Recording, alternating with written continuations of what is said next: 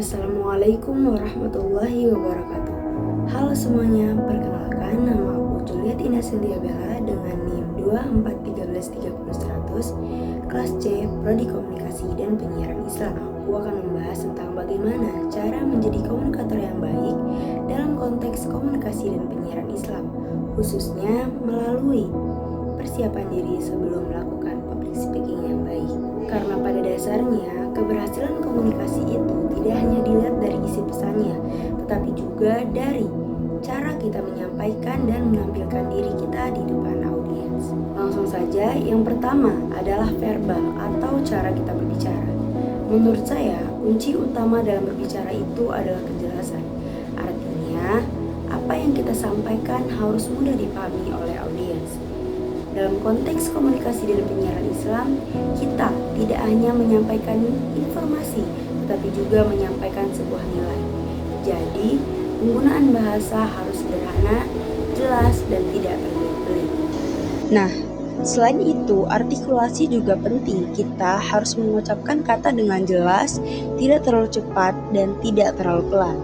Karena kalau penyampaiannya tidak jelas, pesan bagus sekalipun bisa jadi tidak sampai kepada para audiens. Baik, yang kedua adalah non-verbal yang meliputi suara dan bahasa tubuh. Dari segi vokal, kita harus bisa mengatur intonasi, volume, dan tempo. Jangan berbicara dengan nada yang datar karena hal tersebut akan membuat para audiens cepat bosan. Kemudian, dari bahasa tubuh, hal sederhana seperti kontak mata, itu sangat penting. Karena dengan kontak mata kita bisa membangun kedekatan kita dengan para audiens. Selain itu, gestur tangan juga bisa membantu memperkuat pesan. Namun, gestur yang digunakan harus tetap natural dan tidak terlihat atau terkesan berlebihan. Postur tubuh juga perlu diperhatikan. Duduk ataupun berdiri tidak dalam keadaan bungkuk. Berdiri tegak akan memberikan kesan percaya diri dan lebih siap. Baik, yang ketiga adalah aspek simbolik atau penampilan. Dalam dunia komunikasi, penampilan adalah pesan pertama yang diterima oleh para audiens. Karena apa? Karena sebelum kita berbicara, audiens sudah lebih dulu menilai bagaimana kita terlihat di hadapan mereka, bagaimana penampilan kita. Oleh karena itu, penting untuk menjaga kerapihan, kebersihan, dan kesesuaian pakaian dengan situasi yang akan kita hadapi. Dalam konteks komunikasi dan penyiaran Islam, penampilan juga mencerminkan nilai kesopanan dan etika sebagai seorang komunikator. Nah, jika kita lihat secara keseluruhan, komunikasi itu tidak hanya soal kata-kata.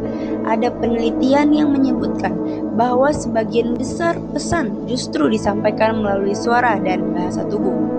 Artinya, apa yang terlihat dan terdengar itu sangat mempengaruhi bagaimana pesan kita akan diterima. Jadi, dapat kita simpulkan bahwa menjadi komunikator yang baik tidak cukup hanya dengan menguasai materi. Kita juga perlu memperhatikan atau harus memperhatikan cara kita berbicara, bahasa tubuh, dan penampilan kita. Dengan persiapan yang baik, pesan yang kita sampaikan juga akan mudah dipahami dan diterima oleh audiens. Baik, selanjutnya adalah refleksi diri terhadap diri saya sendiri dari tugas video yang telah saya laksanakan sebelumnya.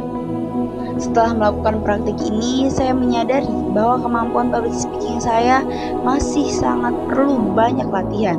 Dari segi verbal, saya sudah berusaha berbicara dengan jelas, namun terkadang masih kurang stabil dalam menjaga tempo. Dari segi nonverbal, saya sudah mencoba melakukan kontak mata terhadap kamera dan menggunakan beberapa gerakan gestur badan, tetapi rasanya itu masih sedikit kaku.